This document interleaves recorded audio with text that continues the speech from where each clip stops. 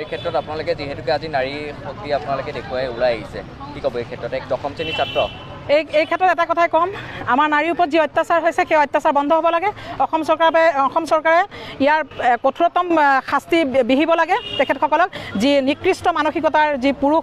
মই অকল এটা জাতিকে ক'বলৈ যোৱা নাই, সকলো জাতি যোনে যেনেকৈ যেতিয়াই নাৰীৰ ওপৰত অত্যাচাৰ কৰিব, নাৰীক ৰেপ কৰিব, তেতিয়া আমি সকলোখিনি ওলাই আহিম। আৰু যিমানে বেছিকৈ দেখুওৱা হৈ আছে সেইখিনি আৰু বেছিকৈহে হৈ গৈ আছে। আৰু কিন্তু আমি ইয়াৰ পৰা হুংকাৰ দিছোঁ, আমি নগাঁৱৰ পৰা হুংকাৰ দিছোঁ যে এনে হ'ব নালাগে। আৰু আজি যি আমাৰ লগত আমাৰ নদী নাৰী জাগ্ৰত শক্তিৰ যি মুখ্য সচিব বৈকুণ্ঠ প্ৰিন্স পাঠক ডাঙৰীয়া, তেখেতে যি আমাক নাৰীসকলক উৎসাহ দিছে আৰু তেখেতলৈ অশেষ ধন্যবাদ। তেখেতৰ বহুমূলীয়া সময় আমাক দিছে। আমি কিন্তু জানো তেখেত বহুত ব্যস্ত, তেখেতৰ ব্যস্ততাৰ মাজৰে তেখেতে আহি পেলাই আমাৰ নাৰীসকলৰ লগত যুক্ত হৈছে, বুবু অসম যুক্ত হৈছে আৰু বহুত আছে, ববিতা বাইদেউহঁত আছে, সকলোৱে আছে। আৰু সকলোকে ধন্যবাদ জনাইছোঁ তেখেতসকলে যে আমাক ইমানখিনি উৎসাহ দিছে আমাৰ আগবাঢ়ি আহিবলৈ। আৰু আমি এনেকৈ আগবাঢ়ি যাম, আমি অনাগত দিনতো এনেকৈ আগবাঢ়ি যাম। পাপক মাফ কৰা যায়, কিন্তু 100 পাপক আৰু মাফ কৰা নাযায়। 100 পাপৰ পিছত খৰ হয় বুলি মানুহে কয়।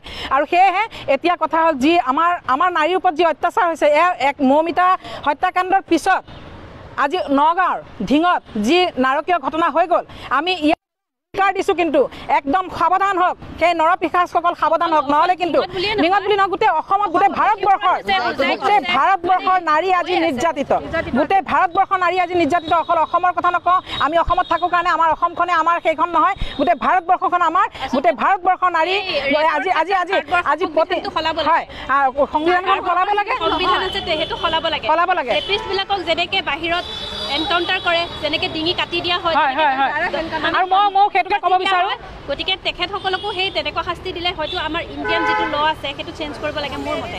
আৰু মই এইটোৱে ক'ব বিচাৰোঁ, ফাঁচিয়ে কিন্তু সমস্যাৰ সমাধান নহয়। ফাঁচি দিলে মৰি গ'ল, শেষ। কিন্তু আৰু যিমান কঠোৰ শাস্তি দিব পাৰে দিব লাগে, এইখিনিকে কৈ পেলাই মই আমাৰ বৈকুণ্ঠ প্ৰিন্স পাঠককো ধন্যবাদ জনাইছোঁ। তেখেত যাতে আমাৰ লগত অনাগত দিনতো এনেকৈ লাগি থাকে।